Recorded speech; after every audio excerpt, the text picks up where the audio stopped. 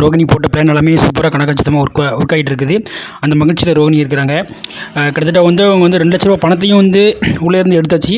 உள்ளேருந்து எடுத்து அவங்க என்ன பண்ணுறாங்கன்னா சிட்டியில் கொடுக்குறாங்க. ஸோ சிட்டி என்ன பண்ணுறாருன்னா, இனிமேல் உங்களுக்கு எந்த பிரச்சனையுமே இருக்காது. ஸோ அந்த பிஏ வந்து உங்கள் வாழ்க்கையில் வந்து குறுக்க வரமாட்டார் அப்படின்னு சொல்லியிருந்தாரு. சொன்னதுக்கப்புறமாட்டு என்ன பண்ணுறாங்கன்னா, ரோஹிணியும் அவங்க ஃப்ரெண்டும் ரொம்ப ஹாப்பியாக வெளியே வராங்க. வெளியே வந்ததுக்கப்புறமாட்டு அவர் உள்ளே போகிறாரு. உள்ளே போய் சிட்டிகிட்ட வந்து இந்த மாதிரி பிரச்சனை சிட்டி வந்து என்ன சொல்கிறாரு சொல்லிவிட்டு இந்த மாதிரியே வந்து அவருக்கு வந்து பாதி ஷேர் கொடுத்துருக்காரு. பாதி ஷேர் கொடுத்தோன்னா அவர் ரொம்ப மகிழ்ச்சியாக இருக்கார். பிரதர், நீங்கள் இந்த மாதிரியா சொன்னதுனால வந்து 2 அடியில் 4 அடி கூட வாங்கிடுவோம் உங்கள்கிட்ட அப்படிங்கிற மாதிரி சொல்கிறாரு. அதுக்கப்புறமேட்டு இனிமேல் நான் வந்து ரோகிணிகிட்ட வந்து ஸ்ட்ரைட்டாக போய் பேச மாட்டேன், நீங்களே என் மூலமாக அப்பப்போ வந்து பேசி எனக்கு பணத்தை வாங்கி தந்துருங்க அப்படின்னு இருக்கிறாரு. அப்புறம் இவர் என்ன சொல்கிறாருன்னா, பைசாவும் கொடுத்து 2 மாதம் வந்து நீங்கள் இந்த பக்கத்துலேயே வரக்கூடாது, எங்கேயாச்சும் போய்ட்டுருங்க அப்படின்னு இருக்காரு. அதுமாதிரி அவரும் போயிருந்தார்.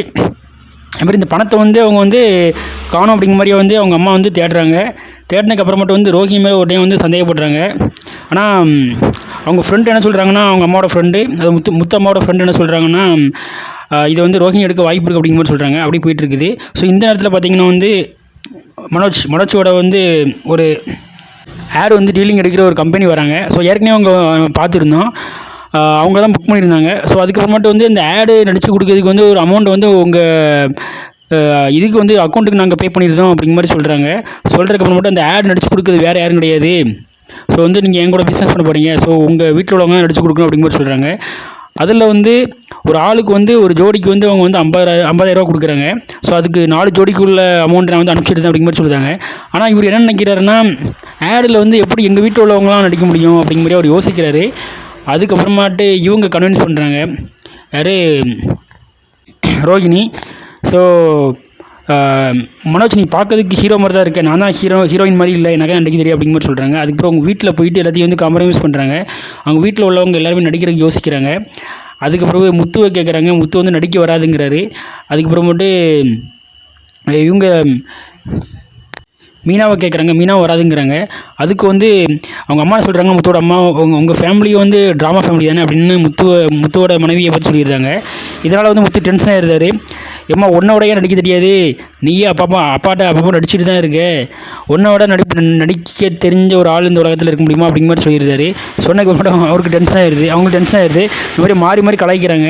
அப்போ எல்லாருமே ஒத்துக்கிட்டாங்க. ஒத்துக்கிட்டதுக்கு அப்புறமேட்டு என்ன பண்ணுறாங்கன்னா வந்து நடிக்கிறதுக்கு இது பண்ணுறாங்க.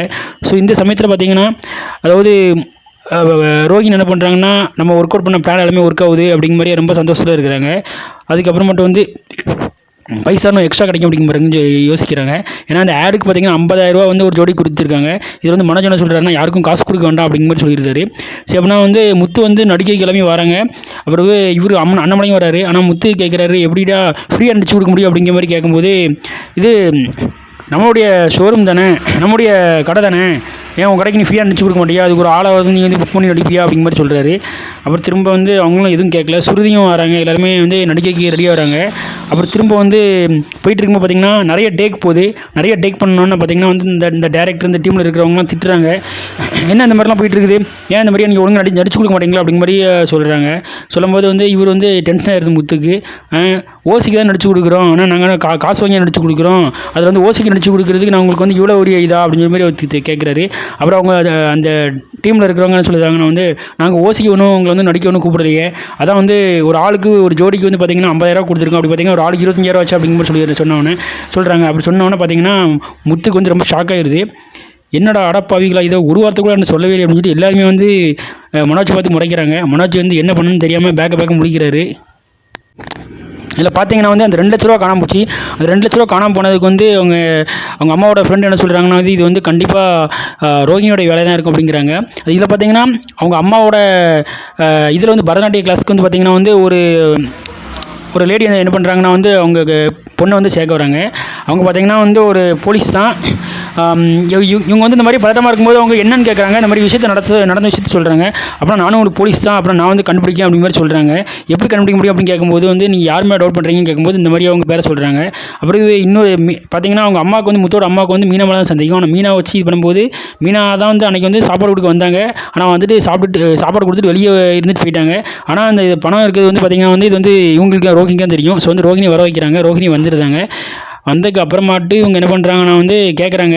அதை வந்து ரோஹிணி வந்து திரும்ப மீனா மேலே தான் பழி போடுறாங்க. இது பார்த்துட்டே இருந்த அவங்க போலீஸ் ஆஃபீஸர் வந்து கண்டுபிடிச்சிருந்தாங்க.